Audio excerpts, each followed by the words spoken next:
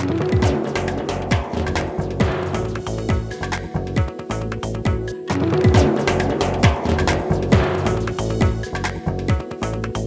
बात कर रहे हैं उस घर के सपने की जो हर इंसान का सपना होता है, और खास करके अब गांव और अपने छोटे शहरों और कस्बों का घर बार छोड़कर जब नए सिरे से खुद को बसाने के लिए मिडिल क्लास की एक बड़ी आबादी आती है बड़े बड़े शहरों में, तो यही ख्वाब लेके आती है कि यहाँ पे उनका एक घर हो, और इसके लिए वो जिंदगी की पूरी जमा पूंजी, पूरी कमाई, बैंक लोन, EMI सालों साल अदा करने का बोझ उठाते हैं और बमुश्किल एक फ्लैट जुटा पाते हैं। लेकिन कैसा लगता होगा जब ये पता चले कि उस घर की जो आपका अपना होता वो गैर कानूनी है। पैरों तले वाकई जमीन खिसक जाती है कि इतना बड़ा धोखा, जिंदगी भर की कमाई डूबी, सपना टूटा।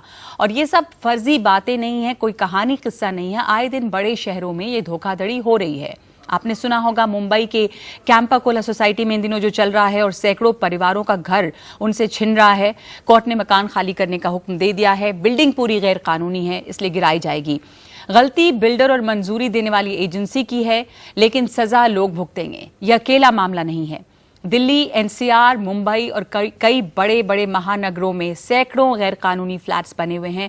बिल्डर अपने मुनाफे को बढ़ाने के लिए ग्राहकों को धोखा दे रहे हैं, और जितनी मंजूरी उन्हें मिली है उससे ज्यादा फ्लैट बना रहे हैं। कहीं पर्यावरण के कानूनों की अनदेखी की जा रही है, कहीं नदी के आसपास के प्रतिबंधित इलाकों को जमीन माफिया ने कॉलोनी बनाकर बेचना शुरू कर दिया है। लोग पिस रहे हैं, इनकी जिंदगी भर की कमाई गई, घर का सपना भी टूटा। इस पर चर्चा करेंगे हम, और मेरे साथ नंदिनी जुड़ रही हैं मुंबई से। नंदिनी मेहता जो कि बाशिंदा हैं, रेजिडेंट हैं कैंपा कोला सोसाइटी। मुंबई से हमारे साथ GR खैरनार साहब भी जुड़ रहे हैं, जो farmer Mumbai deputy municipal commissioner हैं।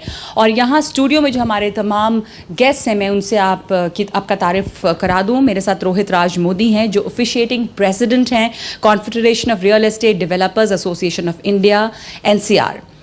उसके अलावा दुष्यंत नागर हैं, जो कन्वीनर हैं किसान संघर्ष समिति के। Virag Gupta, real estate lawyer. Indrish Gupta, जो को फाउंडर हैं Noida extension flat owner welfare के। मुंबई के कैंपा कोला सोसाइटी जो है वो इन दिनों न्यूज़ में रहा है, इसलिए मैं मुंबई से शुरू करना चाहती हूँ। और नंदिनी, आपके पास सबसे पहले आना चाहती हूँ।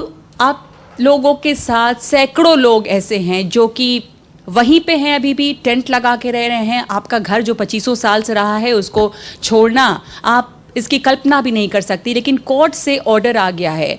आप लोगों ने जब ये फ्लैट्स खरीदे थे, क्या आपको कोई जानकारी नहीं थी कि ये गैर कानूनी है? नहीं, एकदम नहीं, क्योंकि बात ये हो जाती है कि जब 1980s में जब हमें टाइटल डीड, हमको डेवलपमेंट राइट्स और हमें जो अग्रीमेंट दिखाया गया जो प्योर ड्रिंक्स और बिल्डरों के साथ था, that was all in order. तब RTI नहीं था, उन्होंने बिल्डरों ने ये हमें 3 चीज दिखाया which was all in order, हमने फ्लैट खरीदा। अब यहाँ पर बात ये हो जाती है कि बिल्डरों ने डिसाइड किया था कि वो 9 बिल्डिंग बनाएंगे 5 मंजिल के, और उन्होंने बनाए खाली 7 बिल्डिंग, और 2 बिल्डिंग का FSI जो है उन्होंने लोड करके 2 टावर बनाए।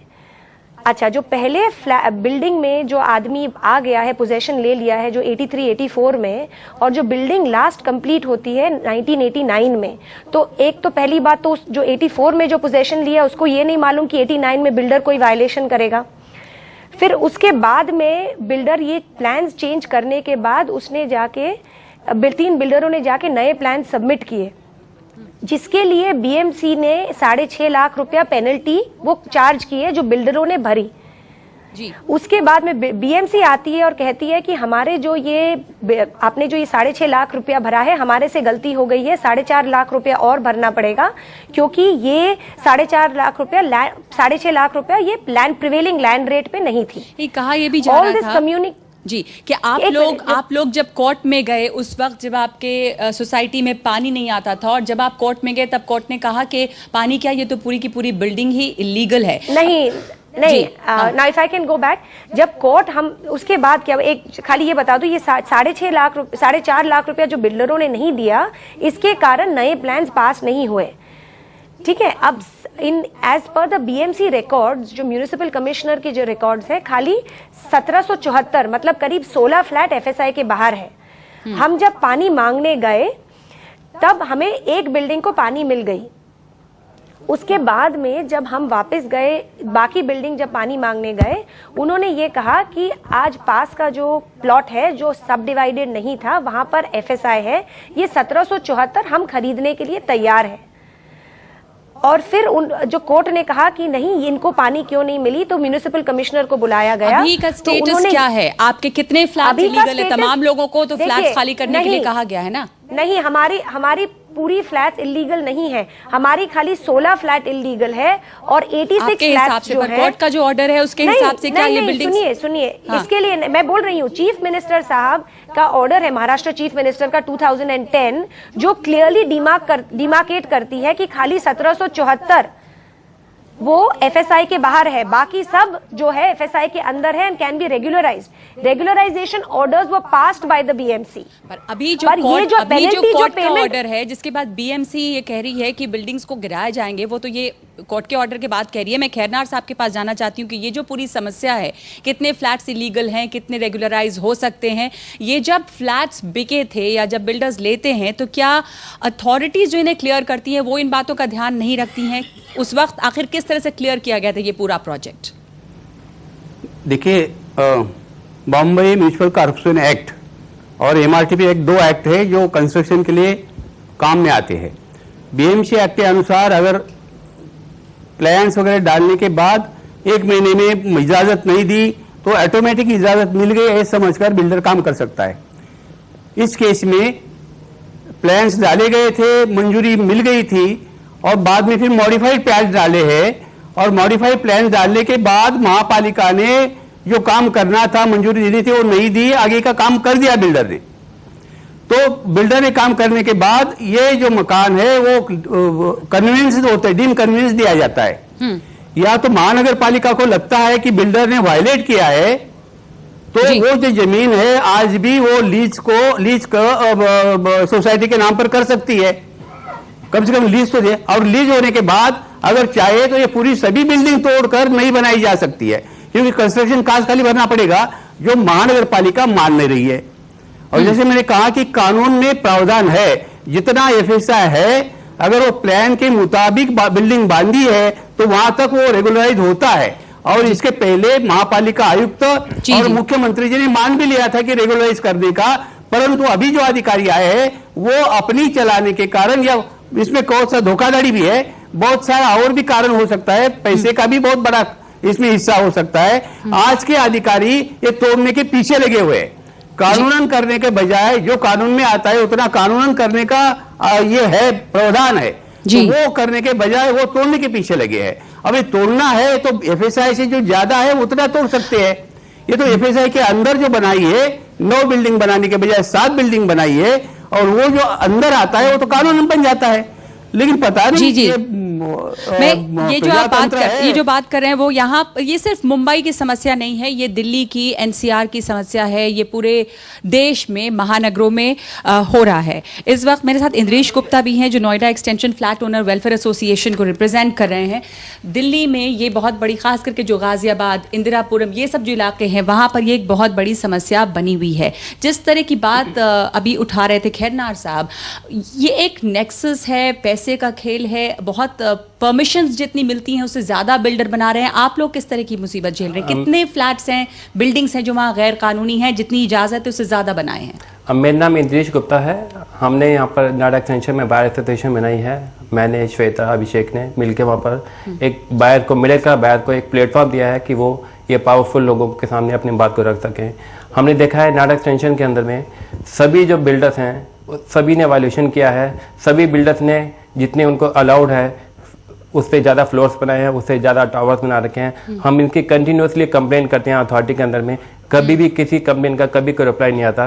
अथॉरिटी वेट करिए, जब हम लोग 80-90% पेमेंट दे देंगे उसके बाद में फिर अथॉरिटी आएगी सामने, और जैसे एसजीटी का वर्डिक्ट है या जैसे सुप्रीम कोर्ट का वर्डिक्ट है वो आएगा, फिर हम बाहर बीच में जाके फंस जाते हैं। वो तो बात सही है। हम ये पूछ रहे हैं कि आप लोग जो भी लड़ रहे हैं, लगातार केसेस देख रहे हैं, आपके पास बहुत बड़ी संख्या में लोग आ रहे हैं, क्या है सिचुएशन इस वक्त? सिचुएशन ये है कि इंदिरापुरम में आपके अगर बात करें, वहां पे नए नए फ्लैट्स, आप रेडियो पर आप सुनते रहते हैं एडवर्टाइजमेंट कि आइए फ्लैट लीजिए और गाड़ी मुफ्त में मिल जाएगी और पार्किंग मुफ्त में, यानी कि इस तरह से फ्लैट्स बेचे जा रहे हैं। तो लोग क्या बिना देखे जाने फ्लैट्स खरीद ले रहे हैं, जाके फंस जा रहे हैं सस्ते दामों में फ्लैट। क्या किस तरह से उनको वहां अट्रैक्ट किया जाता है फ्लैट लेने के लिए जो गैर कानूनी फ्लैट्स? देखिए, इसमें बायर की गलती के अलावा इसमें सभी की गलती है। देखिए, इसके अंदर में जो हम एक फ्लैट लेते हैं तो हम 3.5% से लेकर 12.5% सर्विस टैक्स सेंट्रल गवर्नमेंट को देते हैं। जब हम फ्लैट लेते हैं उसमें एक वैट होता है 4% से लेकर 10% तक जो कंस्ट्रक्शन मटेरियल के ऊपर लगता है, वो हम स्टेट गवर्नमेंट को देते हैं। उसके बाद में हम जो फ्लैट की रजिस्ट्री कराते हैं तो वो भी जो उसके रजिस्ट्री का अमाउंट 6% to 8% होता है, वो भी स्टेट गवर्नमेंट को जाता है। तो वो जो चीज सभी लोगों को जो एक बायर पैसा दे रहा है तो वो रिस्पॉन्सिबिलिटी उनकी फिक्स क्यों नहीं होती? अगर हम एक 20 रुपए का कोरियर भी कराते हैं तो हम उससे पूछते हैं, भैया हमारा लेटर डिलीवर्ड क्यों नहीं हुआ? ये हम पर जो हमारा फ्लैट है 2-2, 3-3 साल तक हमारा डिले होता है, तो हम तभी गवर्नमेंट को इनको से पूछते कि हमारा डिलीवरी लेट क्यों हो रही है। चूंकि बिल्डर्स उनको रिप्रेजेंट कर रहे हैं कि फ्लैट्स वक्त पे नहीं मिलता है, आप बुकिंग कराते हैं, उसकी समय सीमा बढ़ती जाती है, लोगों के लिए कॉस्ट बढ़ता जाता है उसका, और कोई ना कोई टाल मटोल। ये हमारे आसपास दोस्त रिश्तेदार तमाम लोगों में केसेस देखने को मिले हैं, फ्लैट्स की टाइम पर डिलीवरी नहीं होती है। मैं आपकी बात से कुछ हद तक सहमत हूँ। फ्लैट्स के टाइम पर डिलीवरी ना होने के पीछे अनेक कारण होते हैं। एक कारण उनमें से बिल्डर की अपनी इनएफिशिएंसी भी होती है, हो सकती है, क्योंकि ये किसी भी और इंडस्ट्री के तरह है। हर इंडस्ट्री में कॉम्पिटिटिव एनवायरनमेंट होता है, सारे खिलाड़ी एक प्रकार के नहीं होते। तो जो बड़े प्रोजेक्ट्स हैं आप कह रहे हैं वो डिलीवर कर देते हैं, बहुत सारे लोग आ बड़े गए या हैं। छोटे की बात नहीं है, वो डेवलपर का बैकग्राउंड कैसा है, उसका अप्रोच क्या है, और डिले के पीछे में केवल डेवलपर ही खाली इसके लिए रिस्पॉन्सिबल नहीं है। आज आपको पता होगा कि रियल एस्टेट के अंदर में 50 से ज्यादा परमिशंस लगते हैं पूरे प्रोजेक्ट को करने में। वक्त पे गवर्नमेंट परमिशंस नहीं मिलती है इसके अंदर में समय समय पर। इसमें ये भी जानना चाहूंगा, परमिशन से पहले ही जो बिल्डर्स हैं अपना फ्लैट को बेचना शुरू कर देते हैं, वो परमिशन का वेट भी नहीं करते, सारे के सारे। मैं पूरी बात से सहमत नहीं हूँ। क्या हमारे को बात को एक जनरलाइज रूप में नहीं देखना चाहिए? आज एनवायरमेंट परमिशन के बिना कंस्ट्रक्शन आप कर नहीं सकते हैं। और एनवायरमेंट परमिशन के बिना कंस्ट्रक्शन शुरू हो गई यहाँ पे जो नोएडा में ओखला बर्ड सेंचुरी के आसपास की बात है उससे। जी नहीं, वो एनवायरमेंट के परमिशन के बिना शुरू नहीं हुई है। हर प्रोजेक्ट में जितने प्रोजेक्ट का नाम है, कैसे वो फिर इलीगल? वो इलीगल भी नहीं है। एनजीटी ने जो मामला उठाया है वो तो 10 किलोमीटर के दायरे में कंस्ट्रक्शन नहीं होना था, तो उससे अब 20,000 लोगों का घर उजड़ेगा, ये स्टेटस है? नहीं, ऐसा नहीं है, क्योंकि अगर 10 किलोमीटर की सीमा की हम बात करें तो दिल्ली में प्रगति मैदान तक आ जाता है ओखला बर्ड सेंचुरी से। और ये कानून है कि ये नहीं? उसमें क्या हुआ कि डेवलपर्स ने मिनिस्ट्री ऑफ एनवायरनमेंट की परमिशन ली थी। एनजीटी ने बाद में एक पिटीशन में इस बात को किया कि जो नोटिफाइड है, क्योंकि उस नोटिफाइड चीज को मार्क नहीं किया गया था और नोटिफाइड होने की वजह से 10 किलोमीटर के दायरे में नहीं बनाया जा सकता। पर इसका जो सोल्यूशन है, बेसिक 3 प्रॉब्लम है। एक है गवर्नमेंट, दूसरे हैं बिल्डर, और तीसरा है पर्यावरण। पर्यावरण के लिए जो सबसे महत्वपूर्ण चीज है जिसमें किसी का ध्यान नहीं जा रहा, कि हर एक शहर का मास्टर प्लान होता है। अगर मास्टर प्लान में पहले से बता दिया जाए कि कौन कौन से एरियाज पर्यावरण के हिसाब से नोटिफाइड हैं, तो उसमें किसी भी प्रकार की न तो बायर्स को दिक्कत होगी, ना ही बिल्डर्स को दिक्कत होगी। जो जहाँ तक सरकार के साथ दिक्कत की बात है, जो खैरनार साहब हैं, खैरनार साहब ने बहुत बड़ा डिमोलिशन ड्राइव किया था, और मुझे लगता है जो अगली बहस होनी चाहिए, एक बहुत बड़ा एक क्रांति के कगार पर है। जो कैंपा कोला कमेटी वालों ने 14 पॉइंट्स का अपना एक मांग पत्र दिया है चीफ मिनिस्टर को। और अगर पॉलिटिकल कंसेंसस है तो उसमें सबसे पहला ये काम होना चाहिए कि खैरनार साहब जैसे किसी व्यक्ति के अंडर में एक एसआईटी का गठन होना चाहिए। मेरे साथ कल एक आफ्टरनून मैगजीन अखबार के एडिटर बैठी हुई थी और उनका एक लेख छपा हुआ है कि बम्बई के हर प्रोजेक्ट में 500 रुपए पर स्क्वायर फीट का वहाँ पर ऑफ द रिकॉर्ड वहाँ पर पैसे का लेन देन होता है। जब इतने बड़े पैसे का लेन देन होता है, कैंपा कोला सोसाइटी सन 1962 में ये जमीन कन्वर्ट की गई थी from industrial to residential use.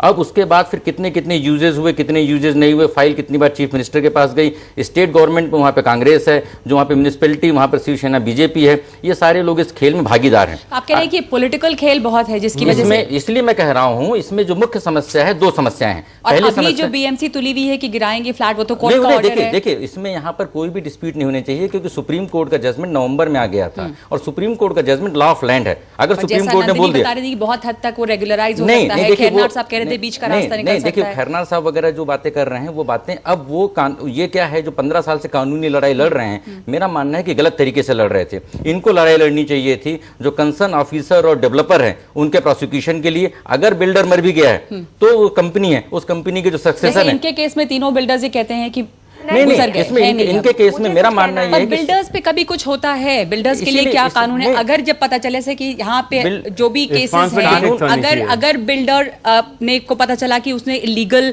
Flats बनवाए थे, तो लोग फंसते हैं, उनके पैसे फंसते सारे हैं, कानून बिल्डर्स के हैं, खिलाफ सारे कानून क्या हैं, सजा हो सारे सकती है? ये कानून जिस हैं। जमीन की हम लोग बात कर रहे हैं, ये जमीन 2008 में अलॉट हुई थी। हाँ। 2014 में इसका बजट क्यों आ रहा है? हमें मेरे को तो ये सिर्फ पूछना है कि 6 साल के बाद में इसका बजट IPC उस में- टाइम पे क्यों नहीं रोक लगी इसके ऊपर? उस टाइम पे क्यों अथॉरिटी ने यहाँ ये पर भी रोक कई किया? बार कहा जाता है। कैंपा कोला की बात कर हाँ, रहे हैं। कैंपा कोला कंपाउंड में अनेकों बिल्डिंग है, जी जी, ये एक बिल्डिंग नहीं है। तो बात ये भी है इसके अंदर में कि ये 96 फ्लैट के ऊपर में ही जो चल रहा है, बाकी बिल्डिंगों पे क्यों नहीं है इसके अंदर में?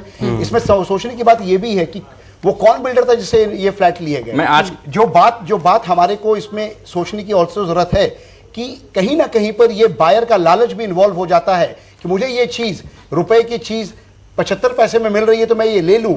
उस समय वो कहीं पर थोड़ा सा आंख भी मूंद लेता है कि यहाँ पर कोई नहीं, तो अगर आप हल्की कह रहे चीज़ है हैं तो कि वो बिल्डर्स की जिम्मेदारी तो खैर होनी चाहिए, जो बायर की भी होनी चाहिए। बायर की होनी चाहिए कि वो जांच पड़ताल करें कि आप बिल्कुल। किससे ले रहे हैं, क्या ले रहे हैं। और वो जो बोल रहे ये हैं प्रोजेक्ट उन समय ये- का है ये जब- एक- जब बॉम्बे ये में एक सबक है कम से कम। क्या करते थे रियल एस्टेट को। ये सबक हम एक है लोग इंद्रेश जी कम जानकारी से की कम, बात कर क्योंकि रहे हैं। अब जो पता चला है इतना जानकारी लोग ऐसे की बात। धड़ल्ले से फ्लैट खरीदते हैं, देखे जाने पहचाने की किससे ले रहे कैसे हैं आप? किन से? हम लोग अगर आरटीआई भी डालते हैं बिल्डर के, ये मैप अप्रूवल है नहीं है, इसके ऊपर कितने लिटिगेशंस हैं, तो अथॉरिटी से हमारे पे रिप्लाई आता है कि थर्ड पार्टी इन्फॉर्मेशन आपको नहीं दी जाएगी। ये अथॉरिटी से हमारे को रिप्लाई था, हमारे पे इन्फॉर्मेशन कैसे आएगी? वैसे ओखला बर्ड सेंचुरी जिसकी हम लोग सारे लोग बात कर रहे हैं, किसी ने शायद अंदर जाके उसको देखा भी नहीं होगा। जी। इतनी बदबूदार जगह है, इतनी गंदी जगह है, वहां पर जाके बिल्कुल भी मेंटेन नहीं है, ना वहां पर पक्षियों के खाने की जगह, ना वहां पर पानी की जगह।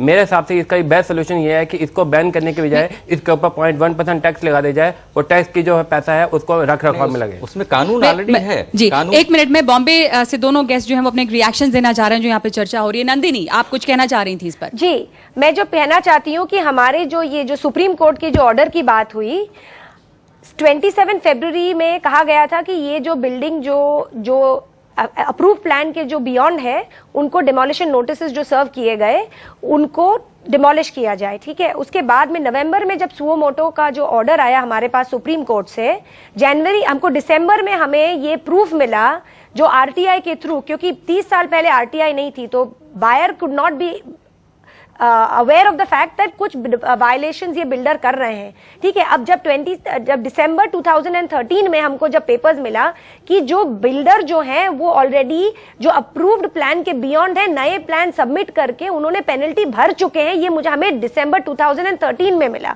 उसके बाद में हम जनवरी 2014 में हम वापस कोर्ट गए। जब हम वापस सुप्रीम कोर्ट गए तब सुप्रीम कोर्ट ने वेरी क्लियरली कहा कि आपका ऑर्डर रिकॉल नहीं हो सकता है, पर आपके और बीएमसी के बीच में ऑन ह्यूमैनिटेरियन ग्राउंड यदि कुछ सोल्यूशन निकलता है तो इट इज अलाउड। 5 महीने तक सुप्रीम कोर्ट ने अलाउ किया जी। और इसका प्रूफ नंदिनी। हमारे पास नहीं, एक मिनट मुझे पूरा फिनिश करने दीजिए। जो उसके बीच में गुलाम भानवटी जी जो उनके जो काउंसिल थे उन्होंने खुद हमारे काउंसिल को लिखा है कि आप सोल्यूशन जल्दी दीजिए ताकि हम कंस्ट्रक्टिवली आपके लिए कुछ कर सके।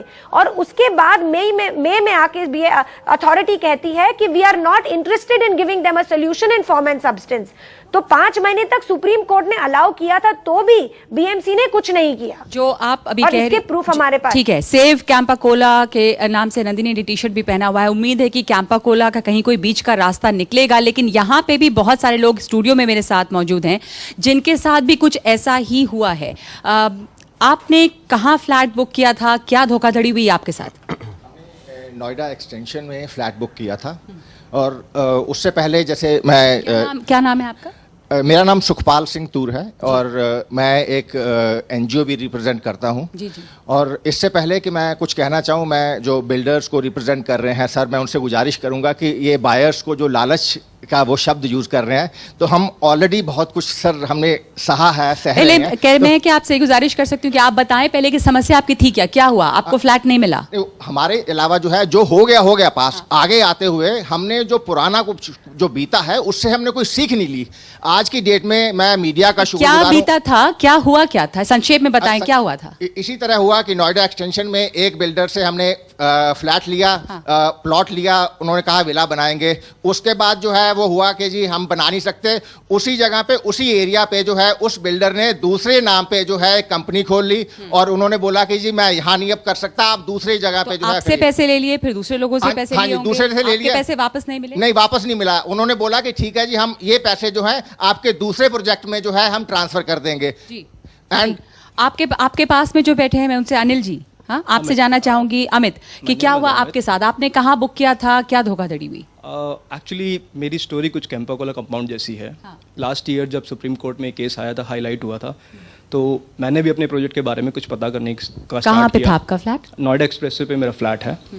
और जब हमें पता चला कि हमारी वाली बिल्डिंग में भी कुछ इलीगल हो रहा है, बिल्डर ने ग्रीन एफएआर के नाम पे एक नया टावर लॉन्च कर दिया है। अभी प्रिंट मीडिया में भी काफ़ी दिन पहले आया था कि ग्रीन एफएआर को बड़े गलत तरीके से यूज़ किया जा रहा है। जहां बायर्स को उसका बेनिफिट मिलना चाहिए, बिल्डर उसका बेनिफिट उठा रहा है। ग्रीन एफएआर के बदले में नए नए टावर और फ्लोर बढ़ा दिए जा रहे हैं। तो जब मेरे को पता चला, मैंने अपने बिल्डर से पूछने की कोशिश की, बिल्डर ने कोई जवाब नहीं दिया। 6 महीने तक मेरे को ईमेल के रिप्लाई नहीं आए। उसके बाद मैंने नोएडा अथॉरिटी से पता करने की कोशिश की। नोएडा अथॉरिटी ने सिंपल मेरे को बोला that this is third party information and we can not share it with you. मैंने उसकी अपील की, फर्स्ट अपीलेंट अथॉरिटी ने ही मना कर दिया, कहते हैं कि हम इसको शेयर नहीं कर सकते। अब मेरे को ये बताइए कि अगर मेरे प्रोजेक्ट में कुछ इलीगल हो रहा है, जिसकी मेरे को थोड़ी अंशा है कि हो रहा है, अब मैं पता करने की कोशिश करने जाता हूँ, अथॉरिटी, बिल्डर सब मिले हुए हैं, कोई मेरे को इन्फॉर्मेशन नहीं देना चाहता। उसके बाद मैंने थोड़ा प्रेशर बिल्टअप करना शुरू किया। आप सबको पता होगा, there is something called UP apartment act. I wish ये अच्छे से इम्प्लीमेंट हो और ऐसे ही मॉडल की हर स्टेट में इम्प्लीमेंट हो। इसमें एक बड़ी अच्छी चीज़ है, कैंपा कोला कंपाउंड में जो हुआ, बिल्डर उस पर अभी तक उसको प्रोसिक्यूट नहीं किया गया है। UP apartment act section 25 simple ये कहता है, अगर किसी ने भी चोरी की तो मिनिमम 3 इयर्स की जेल होगी। अथॉरिटी को 4 साल हो गए हैं, अभी तक उसको इम्प्लीमेंट नहीं कर रही है। ठीक है। एक और चीज़, मेरे को पता चला कि चोरी हुई है, मैंने नोएडा सीईओ को लेटर्स लिखे, 6 महीने तक कोई रिप्लाई नहीं। मैंने आरटीआई फाइल की कि मेरे लेटर पे क्या क्या प्रोसीडिंग्स हुई हैं, वो उसका मेरे को जवाब दीजिए। अभी तक कोई रिप्लाई नहीं आया। सबसे बड़ी समस्या यही होती है कि कहीं कोई जवाब नहीं मिलता है। अभी तक यहाँ पे हमारे साथ दुष्यंत नागर हैं, वो अभी तक खामोश रहे हैं। आप एक लड़ाई लड़ते रहे हैं किसानों की तरफ से लेकर, जमीन जो दे दी जाती है बिल्डरों को, बहुत बार ये भी होता है, बिल्डर्स की शिकायत रही है कि उनको जमीन ही ऐसे दे दी जाती है खराब या इलीगल, विवादित, जो बाद में उनको झेलना पड़ता है प्रॉब्लम। आपकी लड़ाई क्या रही है? देखिए, नहीं, बिल्डर तो विवादित और खराब जमीन लेने में ही इंटरेस्टेड रहते हैं, लेना चाहते हैं। इस पर रिएक्ट जरूर करना चाहिए, पर आप अपनी बात नहीं, ये लेते हैं। लेने के बाद में ये जो भोले भाले सीधे साधे लोग जो बैठे हैं, जो एक घर का जिनका सपना है, जो पूरी जीवन भर की कमाई को उसमें लगा देते हैं, फिर उनको लटकाते हैं, फिर वो केस लंबा चलता है, लास्ट में नुकसान होगा बायर का होगा, बिल्डर का कोई नुकसान नहीं होता हैं, उनको कोई किसान भी, जैसे हम लोग बेचारे आपको मैं इस विषय में बताना चाहता हूँ। ओखला बर्ड सेंचुरी का इन्होंने जिक्र किया। 2002 में एनडीए की गवर्नमेंट ने एक नोटिफिकेशन जारी किया कि संरक्षित एरिया जो बर्ड सेंचुरी है उसके 10 किलोमीटर में कोई कंस्ट्रक्शन नहीं होगा। उसके बाद में 2011 में नोएडा का master plan NCR planning board पास कर देता है, उसको दरकिनार करते हुए बिल्डर को जमीन अलॉट हो गई। उसके बाद में फ्लैट बिक गए। आज फंसा कौन है, परेशानी किसको है? बायर को है। बिल्डर को तो कोई प्रॉब्लम नहीं है, वो तो बेच चुका अपना जो भी फ्लैट वगैरह थे। तो लास्ट में आम जनता पिसती है। सरकार की भी गलती है, बिल्डर की भी गलती है। और आप तो किसानों की तरफ से लड़ाई लड़ रहे हैं। उनकी समस्या किसानों की समस्या क्या है? किसानों की जमीनों को कभी भी, पिछले मैं नोएडा का आपको बताना चाहता हूँ, जब 36 साल नोएडा अथॉरिटी को बने हुए हो गए, किसान की बिना कंसर्न के, बिना अनुमति के उसकी जमीन को ले लिया जाता है। किसान घर पे है, उसको पता नहीं है, उसके दस्तावेजों में प्राधिकरण अपना नाम चढ़ा देता है अर्जेंसी क्लॉज लगाकर। उसके बाद में वो जाता है, पता चला उसका खेत में कोई कंस्ट्रक्शन हो रहा है, कुछ और बिल्डर को अलॉट हो गया, वो लड़ता है, वो कोर्ट जाता है। जो चीज 15,000 रुपये मीटर सरकार प्राधिकरण बेचती है, उसकी कीमत किसान को 700-600 रुपये गज के हिसाब से मिलती है। तो किसान के साथ में तो ये सारे घटनाक्रम होता रहा है। जी, तो किसानों के साथ ये आप कह रहे हैं कि जो समस्या है उसमें भी यहाँ पे एजेंसीज, सरकारी दफ्तर और बिल्डर्स, एक बहुत बड़ा नेक्सस है, वो माफिया सा फैला हुआ है। मैं एक ब्रेक ले लूं इस वक्त, क्योंकि ब्रेक का वक्त हो गया है, बार बार ब्रेक लेने की बात हो रही है। ब्रेक ले लेते हैं, उसके बाद लौटेंगे और इस पे भी बात करेंगे कि रियल एस्टेट सेक्टर में ट्रांसपेरेंसी की कितनी ज़रूरत है, क्या कानून है वो किस हद तक लागू हो रहे हैं और कानून को किस किस तरह से लागू करने की ज़रूरत है, इतने तमाम लोगों को सुरक्षा देने का अगर सवाल उठता है तो हम लोग एक छोटे से ब्रेक के बाद लौटते हैं।